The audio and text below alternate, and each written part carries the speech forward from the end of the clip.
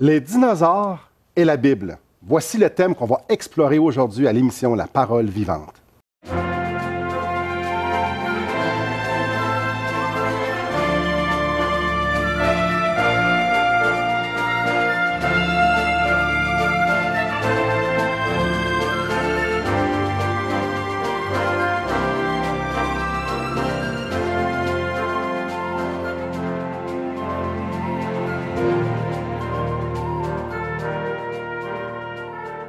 Bonjour à vous à la maison.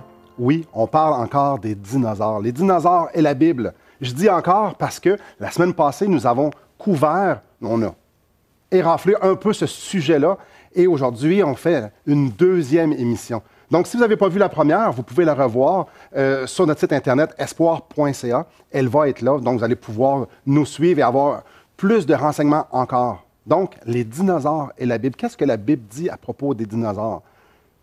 Aujourd'hui, on a avec nous Laurence Tisdal, qui a une maîtrise en génétique, qui est le président de l'Association de sciences créationnistes du Québec. Il a conférencé au travers le monde, plusieurs débats. Donc, il connaît les dinosaures, il connaît la Bible, il connaît la science et la foi. Bonjour Laurence, bienvenue parmi nous. Quelle introduction. Quand même, hein? Oui, donc, en fait, il y a bien des personnes qui connaissent mieux les dinosaures que moi. Moi, je suis plus dans la biologie, la botanie, étant donné mon arrière-plan dans l'agriculture et tout ça. Mais tout le monde s'intéresse aux dinosaures. Moi, le premier. Les enfants, c'est mystérieux, c'est grand, c'est différent. On n'en voit pas nécessairement aujourd'hui. Par contre, on s'attendrait, quand on regarde la Bible, que les dinosaures, on a parlé la dernière fois comment ils ont passé le déluge, ils ont passé le déluge dans l'arche. Donc, ils débarquent avec l'arche. Ils débarquent avec les gens de l'arche. Et là, ils commencent à se répandre à travers le monde. Et donc là, pourquoi on n'en voit pas? C'est la question. Où est-ce qu'ils sont tous ces 200 types de dinosaures qui auraient été sur l'arche, ou 175 types de dinosaures? Et étrangement, on en voit, comme on a parlé la dernière fois, on a parlé de comment ils se retrouvent dans l'historicité, dans l'histoire des Amérindiens, l'histoire des Mayas. On n'a pas parlé des pierres d'Ica en Pérou, où est-ce qu'on a des pierres qui sont dans des tombeaux, qui ont des dessins de dinosaures sur les pierres. Puis ils sont pas... Il y en a peut-être quelques-uns qui ont été des fraudes, mais il y en a qui ne sont vraiment pas des fraudes. Et on voit des dinosaures avec des êtres humains. Et juste le fait que ce soit des humains qui dessinent des dinosaures. Oui, mais là, il y a des dinosaures. Ce qui est intéressant dans les humains qui dessinent les dinosaures, c'est parce que d'un fossile, c'est pas nécessairement possible de savoir comment ça marche, un dinosaure. Hein? Parce qu'un fossile, c'est comme si on a passé à travers une laveuse, puis ça a tout été mélangé, puis ça sort en morceaux. Un dinosaure, ça peut prendre des années pour rassembler les morceaux. D'ailleurs, ce dinosaure ici, comme l'apatosaure que vous voyez ici, souvent connu sous le nom de long cou, parce qu'il est très, très long, ou il y a son cousin qui est le diplodocus, qui veut dire 2 poutres, qui pouvait être 20 mètres de long et plus, presque 70 à 100 tonnes. Bon, il y a eu dans les pierres à feu, les bandes dessinées, on parlait de brontosaure, le fameux brontosaure. Brontosaure, c'est comment on l'a nommé. Mais là, on a découvert des années après que ce n'était pas la bonne tête qu'on a mise sur ce dinosaure. Oups. Donc, il s'appelle maintenant un apatosaure, puis la tête en question, on n'a aucune idée à qui il appartient. À un autre. Il appartient à un long cou, mais les particularités de cette tête, on ne sait pas comment le nommer parce qu'on n'a pas le reste du corps. Okay. Donc, c'est difficile de savoir comment un dinosaure marche, comment il se... Est-ce que, quand il marche, est-ce que sa tête est en haut, puis sa queue en haut, sa tête en bas, sa queue en bas, tout ça. Mais les dessins de personnes qui l'ont vu, ça nous révèle quelque chose. Ouais. Et là, on le confirme quand on découvre des fossiles qui sont plus entiers, qui est rare, mais des fois on le trouve. Puis là, mais tiens, un très bon exemple, c'est lui, mais comme lui, ici. Donc, les hadrosaures, ça c'est un baronix, mais dans le même style, souvent on les mettait sur 2 pattes. L'iguanodon était celui, normalement j'ai un iguanodon avec moi, qui était trouvé en Angleterre, qui a une sorte de pouce, là, comme ça. Lui, on le mettait 2 pattes. Okay. Parce qu'on disait comment il peut marcher autrement. Sauf qu'on a découvert un fossile entier, et là, on voit, il marche à 4 pattes. Mais ce qui est intéressant, c'est que les Mexicains, par exemple, en Acambaro, eux, ils ont dessiné des dinosaures marchant à 4 pattes. Les Péruviens ont dessiné des dinosaures marchant à 4 pattes. Tête en haut, queue en haut. Ceux-là. Oui, mais le même style, c'est les hadrosaures. Donc, pour faire ça, il fallait qu'il aille le voir.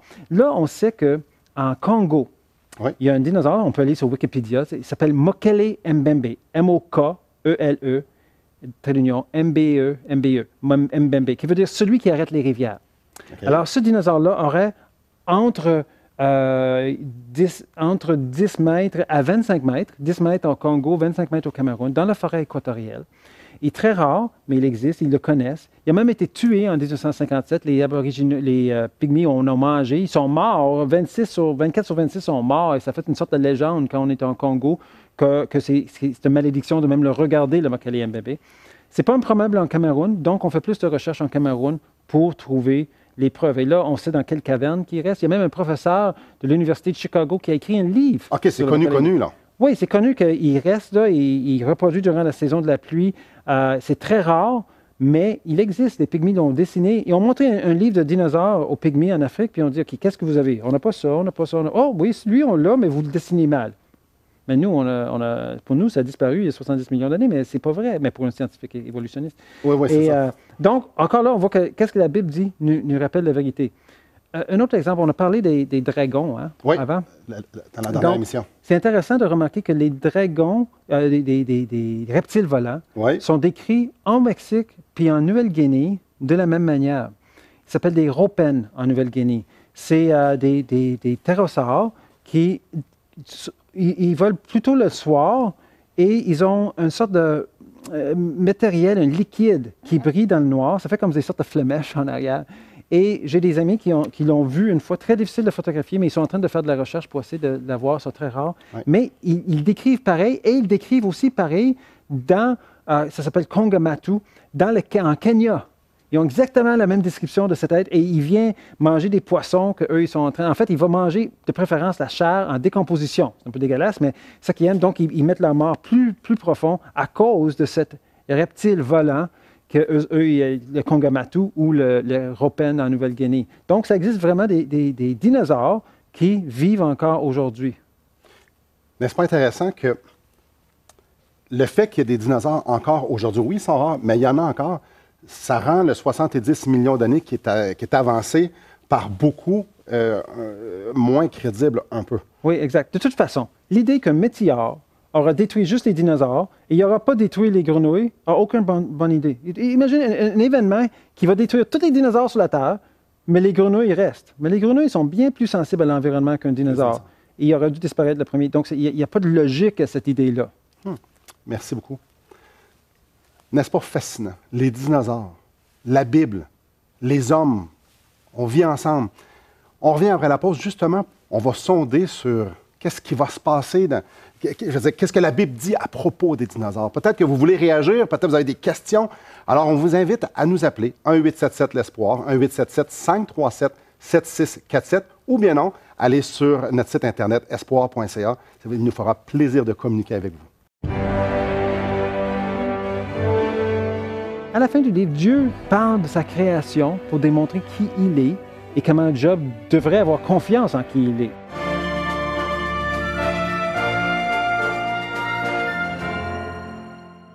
Assistez à un merveilleux déjeuner de l'espoir dans votre région. Un invité vous racontera comment Dieu a transformé sa vie et comment son cœur, souffrant, a trouvé une joie indicible en développant une relation personnelle et intime avec Dieu et son Fils Jésus-Christ. Des églises locales organisent de tels déjeuners dans plusieurs régions du Québec. Découvrez où et quand vous pouvez assister à un déjeuner de l'espoir dans votre région en visitant le site espoir.ca et en cliquant sur l'onglet « Déjeuner ».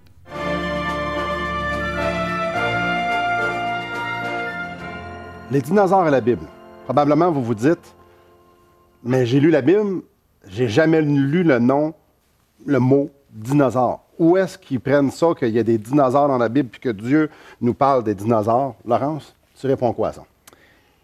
La Bible a été traduite dans les années, en anglais ou en français, dans les années 1500. Il y en a des versions qui ont reculé jusqu'à 900 ans après Jésus, dans une langue moderne, post-latin. Et donc, le mot dinosaure, par contre, a été inventé par Richard Owen, qui est un chrétien, un créationniste, en 1840. Donc, bien après que la Bible a été traduite. Ouais. Donc, on ne trouvera pas le mot dinosaure, qui veut dire terrible lézard.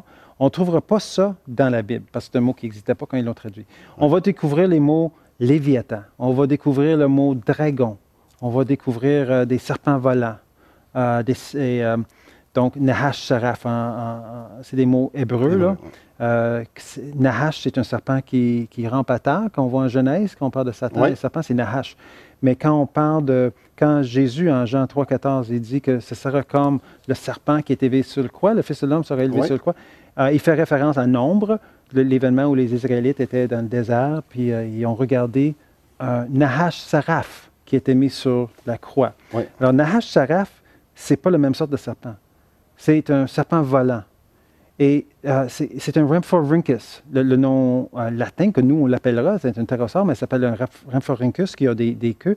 Et on découvre que Joséphus, l'historien juif, il a parlé que Moïse, quand il était le chef de l'armée égyptienne, avant qu'il essaie de sortir les Israélites d'Égypte, ils ont été attaqués par ces serpents volants.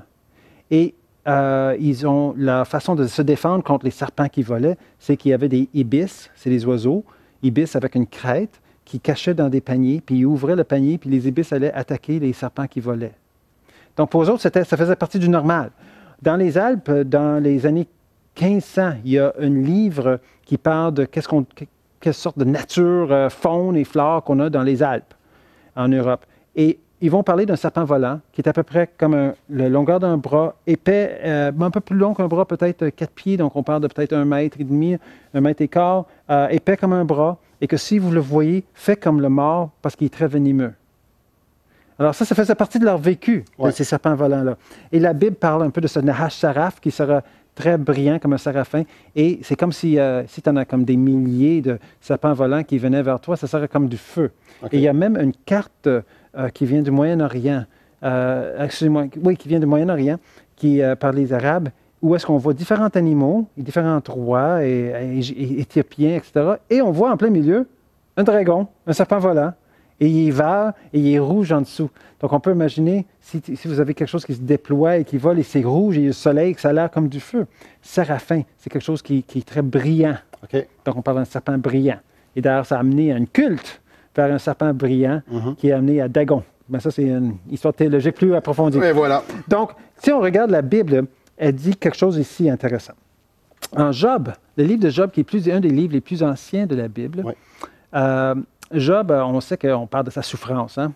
On parle du fait qu'il y a eu une situation où est-ce qu'il était un homme intègre et Satan est venu à Dieu puis il a dit, regarde, si j'enlève ses avoirs, qu'est-ce que tu lui fais de bien? Il va te nier. Ouais. Il va te nier, Dieu. Et Dieu dit, OK, enlève ses avoirs, mais il ne me niera pas. Puis il ne l'a pas nié. Mais il était très malade entre-temps et il commençait à se questionner Dieu, comme qu'on fait aujourd'hui. Où es-tu, Dieu?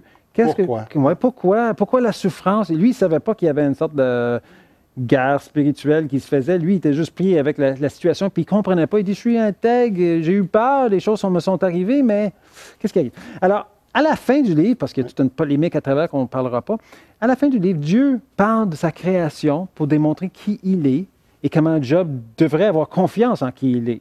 Il va parler des montagnes, il va parler des rivières, il va parler des choses il va parler des étoiles, il va parler de différentes choses, constellations. Et à la fin, comme un argumentaire fait par un avocat, nos arguments augmentent de force chaque fois. Ouais. À la fin, il va parler en Job 40, de 2 animaux qui, le premier, est supposé être le plus beau, le principal de sa création. Donc, on va lire, je vais sauter quelques versets, je vais juste dire les versets qui nous intéressent. En Job 40, 10, c'est marqué « Voici l'hippopotame ». Bon, l'hippopotame, en hébreu, c'est marqué « Behemoth », qui veut dire « grand bête ». Mais ils l'ont traduit « hippopotame », puis c'est peut-être pas une bonne traduction. « À qui j'ai donné la vie comme à toi. Il mange de l'herbe comme le bœuf ». Ça, c'est correct, un hippopotame, c'est végétarien. 11. « Le voici, sa force est dans ses reins et sa vigueur dans les muscles de son ventre. » En fait, ça veut dire, sa vigueur, c'est sa vigueur reproductive. Okay. Donc, ce que l'écrivain est en train de dire, c'est que les testicules étaient à l'intérieur de son ventre. Donc, c'est un reptile. Ce n'est pas un hippopotame, tout de suite. 12. Il plie sa queue aussi ferme qu'un cèdre. Oh là là! C'est pas un hippopotame. Hippopotame, il a un tout petit queue de rien. Non, c'est ça. Et là, on est en train de parler de quelque chose qui est comme un arbre, comme un diplodocus ou un double cou que Job aurait vu. Et dans la prochaine section, on va détailler un peu qu'est-ce qu'il a vu et le prochain animal qu'on va voir dans cette même section où est-ce que Dieu utilise, je crois, les dinosaures pour évangéliser Job et l'amener à la repentance. Dieu a utilisé les dinosaures pour évangéliser Job, Oui, incroyable. pour lui... Et on l'a manqué, on lit ces versets-là, on ne le voit pas, mais une fois qu'on commence à regarder ça proche, on dit, ouh, Dieu a utilisé sa création pour démontrer ses merveilles et ses ouvrages, et il a utilisé les dinosaures pour que Job dise, waouh, Dieu a fait ça, et qui suis-je pour questionner ce qu'il est en train de faire dans ma vie? N'est-ce pas intéressant? C'est ce qu'on va voir après la pause. Comment Dieu a utilisé les dinosaures pour non seulement se présenter, mais aussi pour toucher le cœur de Job. Donc, probablement, vous voulez réagir, vous avez sûrement des questions. J'aimerais vous inviter à communiquer avec nous, à nous appeler 1-877-L'Espoir, 1-877-537-7647, ou bien non, de visiter notre site Internet espoir.ca. Après la pause, regardons justement comment Dieu s'est servi des dinosaures pour toucher le cœur de Job. Je ne comprends pas ce qui se passe, mais Dieu, je vais mettre ma vie dans tes mains parce que tu es souverain et je veux juste que tu contrôles ma vie.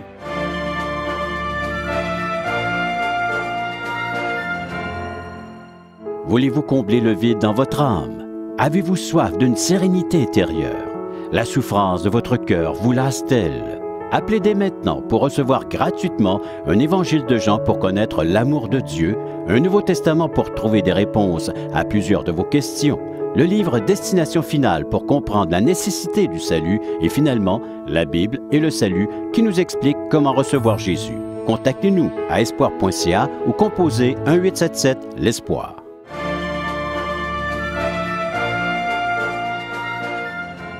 Comme on a vu dans la section passée, la Bible parle des dinosaures. On a vu dans Job que ça parlait d'un hippopotame qui n'a pas la description d'un hippopotame. Mais Non. je te laisse nous en parler un peu Donc, plus. on se souvient que Dieu est en train de faire un argumentaire avec Job et lui montrer qu'il est Dieu. Oui. Puis il va parler de ce behemoth comme étant le principal de sa création. Quelque chose qui démontre vraiment, moi, je suis Dieu. OK? Et à part du fait qu'il parle de sa queue qui plie aussi ferme qu'un cèdre, comme un cèdre de Liban, ça faisait les colonnes qui supportaient le temple de Salomon.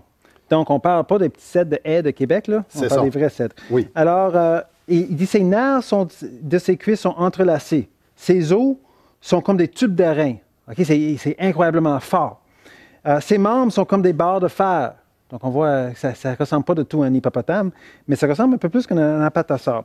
Il se couche sur les lotus au milieu des ruisseaux des marécages. Donc, j'ai sauté au verset 16. Puis si je vais au verset 18, qui vers la fin, il dit que le fleuve, le Jourdain, en fait, que le fleuve vienne à déborder, il ne s'enfuit pas, que le Jourdain se précipite dans sa gueule, il reste calme.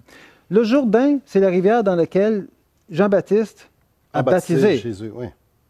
Puis là, Job est en train de dire, moi, j'ai vu ça, ou quelque chose qui ressemble à ça, dans la même rivière. OK?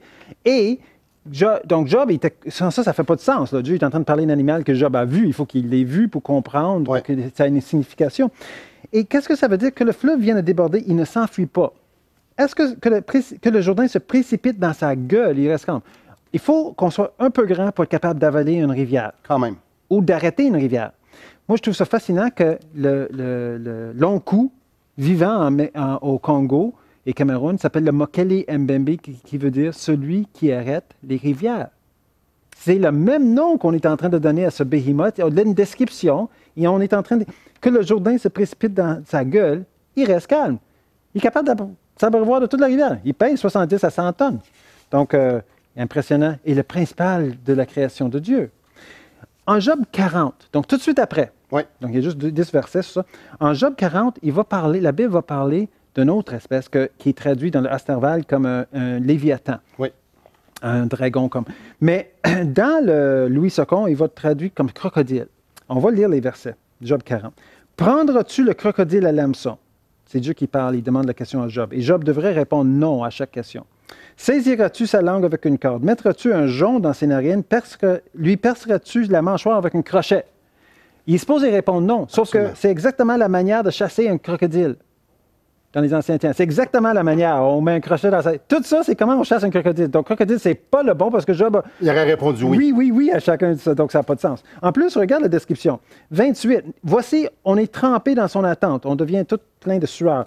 À son seul aspect, n'est-on pas terrassé? Nul n'est assez, 41.1, nul n'est assez hardi pour l'exciter. Qui donc me résistera, Dieu va dire? Si tu n'es pas capable de résister au Léviathan, Tu ne peux pas me résister à moi. Je suis son créateur. Puis il dit, il parle de ses membres et de sa force, de la beauté de sa structure. Verset 3. 5, qui ouvrira les portes de sa gueule. Autour de ses dents habite la terreur. Ses magnifiques et puissants boucliers sont unis ensemble par un sceau. Et plus tard, dans le verset 9, on va parler du feu. Il allume des charbons avec son souffle.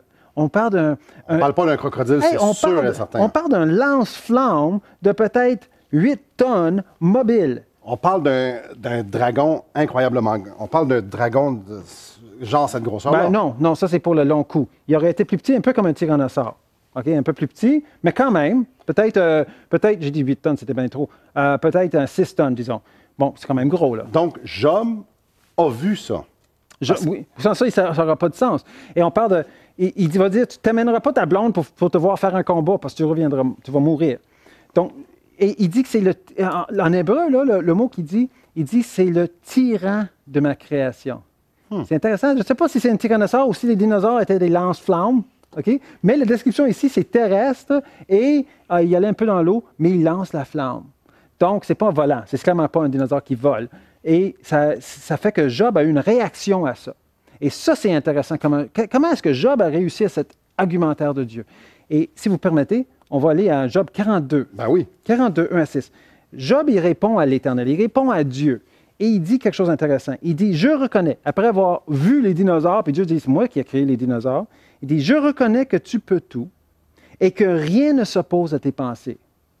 Et Dieu, il répond, quel est celui qui a la folie d'obscurcir mes desseins? Puis Job, il va dire, oui, j'ai parlé sans comprendre de merveilles qui me dépassent et que je ne conçois pas. Il dit, Dieu dit, écoute-moi et je parlerai. Puis Job, il répond, je t'interrogerai et tu m'instruiras. Donc, tu vois, l'attitude de Job a changé ici. Il ne pose plus de questions à Dieu. Non, il dit, OK, exact. Il pose plus, je veux juste être avec toi, Dieu. Je veux que tu m'enseignes. Oui, je vais te poser une question, mais pas pour t'ostiner, pas pour... Je veux que tu me donnes ton savoir. Et il dit, Job, il dit en 42,5, mon oreille avait entendu parler de toi. On a entendu parler de Dieu. Mais là, il dit, maintenant, mon œil t'a vu. Mais il a vu quoi? Est-ce qu'il a vu Dieu? Il n'a pas vu Dieu. Il a vu la création de Dieu. Il a vu le Béhémoth et le Léviathan. Et là, qu'est-ce qu'il dit en 6? C'est pourquoi, parce que mon œil a vu ta création et je reconnais que tu es le Créateur, c'est pourquoi je me condamne et je me repens sur la poussière et sur le cendre. Ça lui a amené à une reconnaissance où il dit, moi, j'ai besoin de changer. J'ai besoin de changer mon attitude. J'ai besoin de me auto-justifier dans ma situation. Je ne comprends pas qu'est-ce qui se passe, mais Dieu, je vais mettre ma vie dans tes mains parce que tu es souverain et je veux juste que tu contrôles ma vie. Donc, Dieu se révèle par plein d'illustrations, comme la neige, t'étais où quand j'ai fait ci, t'étais où quand j'ai fait ça. Et il arrive avec le Béhémoth, et il arrive aussi avec le Léviathan, crache-feu. Puis c'est l'argument ultime, c'est l'argument final. Ouais. Et là, Job regarde ça, puis il fait, wow, ouais. Dieu voulait se présenter à Job. Et Dieu veut encore se présenter à nous. En revenant de la pause, on va regarder un peu plus en profondeur quelle a été la réaction de Job face à cette révélation de Dieu, face à cette réponse de Dieu, de « Je suis Dieu et tu es Job ». On se revoit après la pause. On ne peut pas contrôler notre destin. On voudrait bien contrôler tout ce qui est autour de nous. Ça nous rend sécure. Job est super insécure à ce moment-là. Très. Puis là, il va changer de cap, il va dire « OK, je suis insécure. Quand je suis faible, tu es fort. Et je dépends de toi. »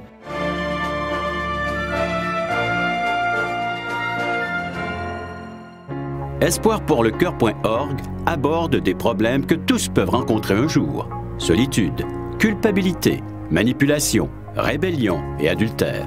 Chaque problème est clairement défini avec ses symptômes et ses caractéristiques. Des pistes de solutions sont données. Le but du site espoirpourlecoeur.org est d'encourager les chrétiens à s'entraider. Pour participer à l'une de nos conférences, consultez notre site espoirpourlecoeur.org.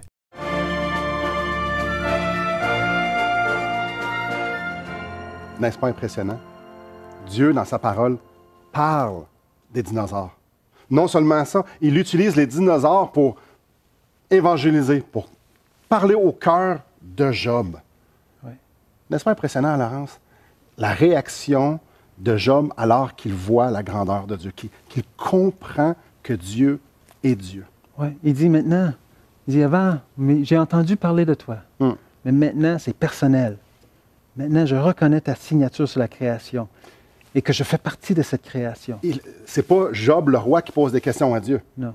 C'est Job, la créature, Ouais. dans sa petitesse devant Dieu, qui dit, oh, moi je suis petit, toi t'es grand. Oui. Et il reconnaît son besoin comme humain, qu'on n'est pas... on ne peut pas contrôler notre destin. On voudrait bien contrôler tout ce qui est autour de nous. Ça nous rend sécure. Job est super insécure à ce moment-là. Très insécure. Puis là, il va changer de cap, puis il va dire, OK, je suis insécure. Quand je suis faible, tu es fort. Et je dépends de toi. Il met sa foi dans la révélation que Dieu lui a donnée. Oui, exact. Donc, ça, c'est très important pour nous comme humains de reconnaître on a besoin de Dieu. Ce n'est pas une béquille. C'est parce que son amour nous attire vers lui pour on reconnaît qu'on est déchu, on fait des péchés, on a besoin de salut. Paul, il dit qu'on est préprogrammé pour le reconnaître et on voit la perfection de Dieu. Et quand on voit la perfection de Dieu et on le compare à notre imperfection, on a un problème à résoudre. Et on a parlé dans les émissions précédentes, dans Romains 1, ça nous parle que Dieu se présente dans ses perfections, dans sa créature. Encore aujourd'hui, Dieu se révèle. Il y a 2000 ans, Jésus est venu. Jésus est venu et il a dit au monde entier, vous avez besoin d'un sauveur. Parce que mon Père n'est pas comme vous. Au ciel, mon Père est saint.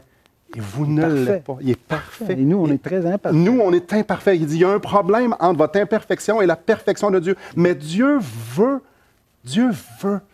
réconcilier les imparfaits comme vous et moi avec lui.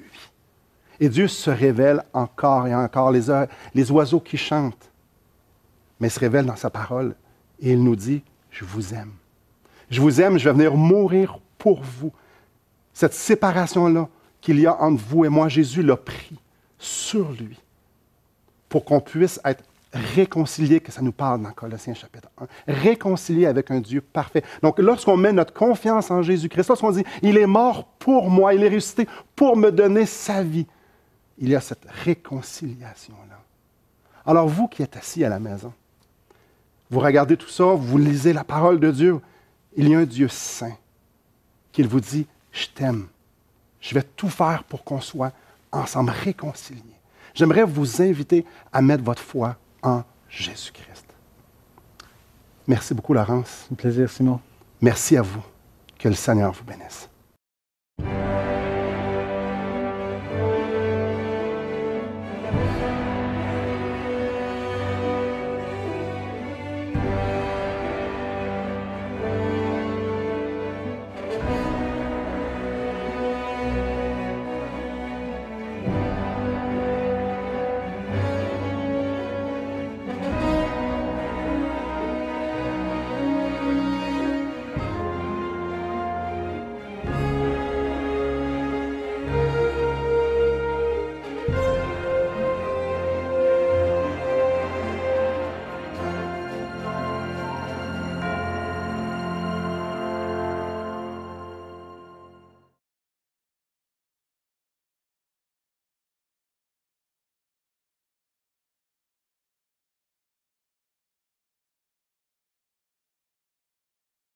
Le royaume des cieux arrive.